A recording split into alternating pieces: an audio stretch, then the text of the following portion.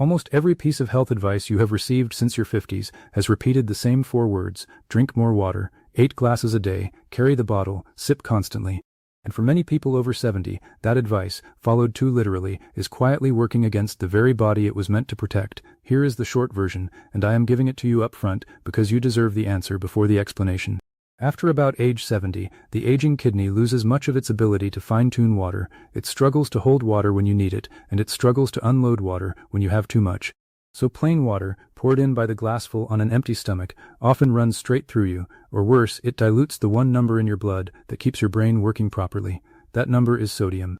And when it drifts below 135, which is the threshold the Mayo Clinic uses to define hyponatremia, low blood sodium, the first symptoms are not thirst, they are fatigue, brain fog, unsteadiness, and confusion, symptoms that get blamed on age, symptoms that get blamed on dementia. In the next 25 minutes, I am going to walk you through the story of a 74-year-old woman whose water bottle nearly put her in a hospital bed, the exact mechanism inside the aging kidney that makes this happen, the common blood pressure pill sitting in millions of medicine cabinets that makes it dramatically worse, the eating pattern with a nickname doctors use behind closed doors that turns a healthy habit into a hazard, and the specific way to hydrate after 70 so that the water you drink actually stays where it belongs. And there is one more thing.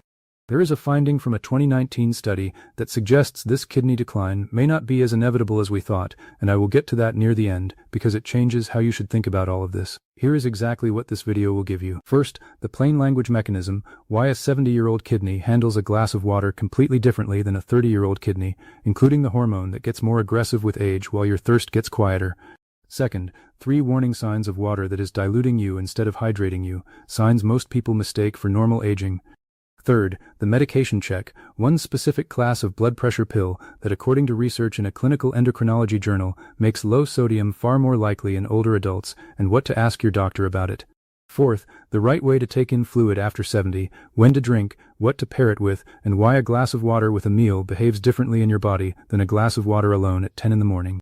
And fifth, the kitchen table check you can do this week using nothing but your own routine and one question at your next appointment to find out whether your sodium is drifting before it ever becomes an emergency. Every one of those 5 gets paid off before this video ends. A quick word on where this comes from. Everything in this video is drawn from published research and major medical references, the Mayo Clinic, the National Library of Medicine, and peer-reviewed journals, and I will name them as we go. This is education, not a prescription. Your situation is your own, and the decisions belong to you and your doctor. And one small ask before the story, there is no billing code for prevention. Nobody gets reimbursed for the 15-minute conversation that keeps you out of the emergency room, which is why videos like this one have to exist. If that matters to you, the subscribe button is how this channel keeps making them. Now let me tell you about a woman I will call Eleanor. Eleanor is a composite, built from the patterns that show up over and over in the medical literature and in emergency departments, but every detail is true to how this actually unfolds. Eleanor is 74, she lives alone in a 2-bedroom house in Dayton, Ohio, walks her neighborhood loop most mornings, and prides herself on doing things right. 2 years ago, after a dizzy spell in July, her daughter bought her a large insulated water bottle, the kind with the time markings printed down the side. 8 in the morning, drink to here, noon, drink to here. Eleanor took it seriously. She finished that bottle twice a day, roughly 10 to 12 glasses of plain water, most of it between meals, because she had read that sipping all day was the healthy way to do it. Through the fall, small things started slipping. She felt foggy in the late morning. She lost the thread of phone conversations with her sister. Twice she got up at night, felt the room tilt, and had to sit back down on the edge of the bed. Her appetite faded, which she noticed but did not mind, because all that water kept her feeling full. In November she stumbled on the back step, not a fall, just a wobble, but enough that her daughter started a folder on her phone labeled Memory Care Options. That is the part one want you to sit with. The family was researching dementia facilities. Nobody, not Eleanor, not her daughter, not the pharmacist who refilled her blood pressure pill every month, connected any of it to the water bottle. Why would they? Water is the one thing everyone agrees is safe. In early December, Eleanor had a morning where she could not finish a sentence. Her daughter drove her in, and the blood panel came back with a sodium level well below that 135 line. Not dementia, not a stroke, dilution. Her blood had been slowly watered down for months, and her brain, which depends on sodium to fire every single signal, had been running on a thinned-out supply. With careful correction and a changed routine, the fog lifted, the unsteadiness improved. The folder on her daughter's phone got deleted. I am telling you Eleanor's story first because Eleanor did nothing reckless. She followed the most repeated health advice in America, with a product designed to help her follow it, and it moved her steadily toward a hospital bed. A systematic review published in BMJ Open in 2021 gathered the documented cases of exactly this, hyponatremia driven by oral water intake in adults, and confirmed that yes, this happens. It is in the literature, and it is not a freak event. Eleanor is not unusual. Eleanor is what happens when advice built for a 40-year-old body gets applied to a 74-year-old kidney, and if you are past 70, or you love someone who is, the mechanism I am about to explain is operating in that body right now. So what is actually going on inside the aging kidney? Let me give you the one-sentence version first, and then build it out. After 70, the kidney becomes a worse editor of water, slower to save it when you are dry, and slower to dump it when you are overloaded, while at the same time your sense of thirst goes quiet, so the body loses both the machinery and the alarm system at once. Start with the machinery. A classic review in the journal American Family Physician laid this out decades ago.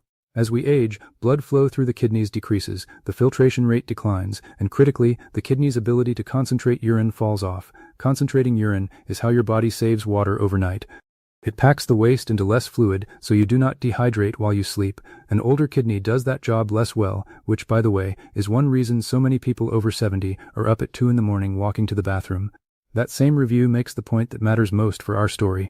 These changes leave older adults more vulnerable in both directions, to hypernatremia, blood that is too salty from losing water, and to hyponatremia, blood that is too dilute from retaining it. The aging kidney does not fail at one thing, it loses its margin for error on both sides. Research in a 2021 nephrology volume adds the structural picture. The aged kidney develops what is called nephrosclerosis, a stiffening and scarring of its tiny filtering units, and chronic kidney disease becomes more common and progresses more readily with age. Fewer working filters, stiffer plumbing, less flexibility, now the hormone. Your body controls water with a hormone called vasopressin, the water-saving signal. When vasopressin is high, your kidneys hold water. Research published in the American Journal of Physiology found something remarkable about aging. The vasopressin system does not weaken with age. It gets more sensitive, more trigger-happy, while the sensation of thirst gets blunted. Read that again. The hormone that tells your kidneys to hold on to water gets louder as you age. At the very moment your ability to feel thirst gets quieter. So picture Eleanor.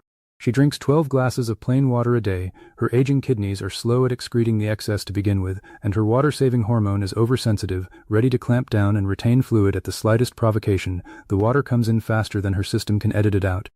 It has to go somewhere, it goes into her blood, and it dilutes her sodium, and the alarm system that should have warned her, a study in Age and Aging back in 1993, ran the experiment directly. Deprive older people of water, let them get genuinely dehydrated, and then watch what happens. They felt less thirst than younger people, they drank less when given the chance, and their kidneys were less able to hold on to the water they had. A 2018 study in the Journal of Nutrition, Health and Aging, looking at middle-aged cyclists, found the same blunted thirst signal showing up even in active, fit adults, along with elevated risk on both ends, dehydration and hyponatremia. The thirst gauge on the dashboard is simply less reliable after a certain age, which is exactly why the advice industry says drink on a schedule, do not wait for thirst, and that advice is half right. The problem is that it only fixed one side of the equation. It replaced the broken thirst alarm with a clock, but it never accounted for the slow drain. Schedule drinking plain water into a kidney that cannot dump the excess is how you manufacture an Eleanor. This was the trap. The advice was written for the alarm problem, and it ignored the machinery problem. Eleanor's version of this is the most common one, but it is not the only one, and I want to show you two more patterns so you can recognize whichever one is closest to your own life. Then I will show you the third case, the one that surprises even nurses. First, meet Frank. Frank is 71, retired from a machine shop, lives outside Tucson, Arizona. Frank takes a small white pill every morning for blood pressure, a thiazide diuretic, one of the most prescribed blood pressure medications in the country, and he has taken it for 9 years without a problem. Thiazides work partly by making you lose sodium through your urine. Now layer the Arizona summer on top. Frank sweats, he hears the constant desert country advice to push fluids, and he pushes plain water, a gallon jug on the workbench in his garage. Sodium is leaving through the pill and through his sweat, and pure water is coming in on top of it. Research published in Best Practice and Research Clinical Endocrinology and Metabolism spells out that thiazide-induced hyponatremia is disproportionately a problem of older adults, and that it is especially likely in people with poor solute intake, meaning people who are not eating much and whose sodium and potassium already sit at the low end of normal. Frank ends a July week feeling drugged, heavy-limbed, and mentally slow. His wife assumes it is the heat, it is his sodium. If you or your spouse takes a water pill for blood pressure, and millions of Americans over 65 do, this exact combination deserves a direct conversation with your doctor, and I will give you the specific question to ask in a few minutes. Second, meet Miriam. Miriam is 68, recently widowed in Portland, Oregon. Since her husband died, cooking for one feels pointless, so her days run on tea, toast, crackers, a banana, maybe soup. Doctors have an informal name for this pattern, and this is the nickname I mentioned at the start. The tea and toast diet. Here is why it matters for water. Your kidneys cannot excrete pure water by itself. To get rid of excess water, the kidney has to package it with dissolved substances, solutes, mostly the breakdown products of protein and the minerals in real food. Think of solutes as the shipping boxes and water as the packing material. No boxes, nothing ships. Miriam eats so little solid food that her kidneys have almost no boxes, so even a modest 6 or 7 glasses of water, an amount that would be perfectly reasonable for her neighbor, backs up in her system because her kidneys physically lack the material to flush it out. That same endocrinology research flagged poor solute intake as a core risk factor, and Miriam is what poor solute intake looks like in a real kitchen. She is not overdrinking, she is undereating, and that alone converts a normal water intake into an overdose. And third, the case that surprises people. Meet Walter, 76, a retired teacher in Charlotte, North Carolina. Walter is the healthy one, walks 3 miles a day, weight is good, no water pill, eats reasonably. But Walter got a scare from a kidney stone at 69, and his takeaway was, water is medicine, more is better. He drinks constantly, first thing at 5:30 in the morning, last thing at night, always between meals, never with food, because he read somewhere that drinking with meals dilutes digestion. Walter's sodium does not crash, it drifts. 138 one year, 136 the next, then it is sitting at 133, technically below the Mayo Clinic's line, and nobody flags it hard because he feels okay, except Walter has quietly stopped driving at night, his golf swing feels off. He tells his son that 76 just feels different than 75, mild chronic low-grade hyponatremia does not announce itself. According to the Mayo Clinic's own patient reference on the condition, the symptom list includes nausea, headache, confusion, fatigue, and muscle weakness or cramps, and in older adults, every single one of those gets filed under just getting older. Walter is the reason I will tell you in the action steps to actually look at the sodium line on your own lab printout instead of settling for the phrase, your labs look fine. Eleanor, Frank, Miriam, Walter. Overdrinking, medication, undereating, and slow drift, 4 doors into the same room. So here is exactly what to do, in order, starting this week. And notice that none of this says stop drinking water. Dehydration is real. Medline Plus, at the National Institutes of Health, is clear that older adults are more prone to it, and the blunted thirst research we covered is precisely why you cannot just wing it. The goal is not less water, the goal is smarter water. Step 1. Drink your water with food, not instead of it. This is the single highest value change, and it costs nothing. When water arrives alongside a meal, it comes packaged with sodium, potassium, and protein, the solutes your kidneys need to process it, the shipping boxes from Miriam's story, a glass with breakfast, a glass with lunch, a glass with dinner, and moderate amounts between. If most of your daily fluid currently lands on an empty stomach, flip that ratio this week. Same water, completely different fate inside your body. Step 2. Retire the gallon jug mindset and spread your intake out. The aging kidney is slow, so respect its pace. Rather than pounding 16 ounces at once to catch up on your schedule, keep single servings modest, in the range of a normal glass, and space them across the day. Front load toward morning and midday, and taper after dinner. Your bladder will thank you at 2 in the morning, and your kidneys get a workload they can actually keep up with. Step 3. If you take a thiazide diuretic or any water pill, ask your doctor one specific question at your next visit. Say this to Dr. Mason Hayes. Given my age and this medication, how often should we be checking my sodium, and what was it last time? That is it. You are not challenging the prescription. These medications control blood pressure for good reason, and stopping one on your own is genuinely dangerous, so do not do that. You are asking for surveillance, because the endocrinology literature identifies exactly your combination, older age plus thiazide, as the high-risk profile. A once-a-year check may be plenty, or Dr. Mason Hayes may want it sooner in summer. Let the decision be made, but make sure someone is deciding. Step 4. Feed the machine, especially if you live alone. If your dinners have quietly become tea and toast, understand that this is a hydration issue, not just a nutrition issue. Protein at 2 meals a day, real food with actual minerals in it, is what gives your kidneys the raw material to manage water at all. Medline Plus, run by the National Library of Medicine, has straightforward guidance on nutrition and older adulthood, and the theme is the same. Older bodies need quality intake, not just fluid. If appetite is the barrier, smaller portions of denser food beat large plates you will not finish. Soup is a beautiful cheat here. It delivers water, sodium, and food in one bowl. Step 5. Learn the 3 signs of dilution and stop misfiling them under old age. 1. New or worsening brain fog and trouble concentrating, especially if it fluctuates through the day. 2. Unsteadiness, that tilting room feeling Eleanor had, or a walk that suddenly feels less sure. 3. A combination of low appetite, nausea, and unusual fatigue. The Mayo Clinic lists these among the presentations of low sodium. Any one of them alone can have a dozen causes. But if they cluster, and especially if they cluster in a heavy water drinker, someone on a diuretic, or someone barely eating, sodium belongs on the suspect list. And that is a phone call to Dr. Mason Hayes, not a wait and see. And to be clear, sudden severe confusion or a seizure is an emergency. That is 911, not a video. Step 6. Read your own lab report. At your next physical, blood work will almost certainly include a basic metabolic panel, and on it a line for sodium. Ask for the actual number. The healthy range runs from about 135 to 145.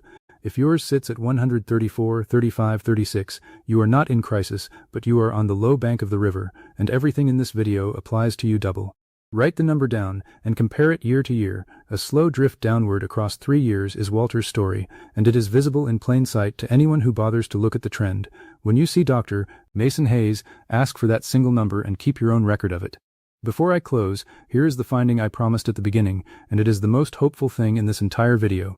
A 2019 study in the American Journal of Physical Anthropology compared the classic age-related decline in urine concentrating ability, the thing we have been treating as a fixed law of aging, across different populations, and the picture it painted was not the iron rule we assumed.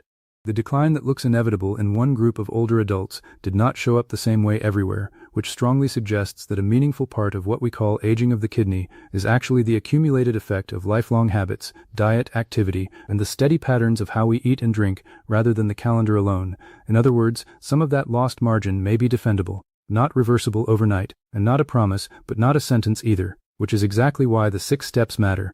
You are not just managing a number this week, you are shaping how your kidneys carry you through the next decade. So drink, yes, but drink with food, drink in modest servings across the day, feed the machine, know your sodium number, watch for the 3 signs, and have the one conversation with Dr. Mason Hayes that turns all of this from worry into a plan. That is smarter water, and it is entirely within your reach.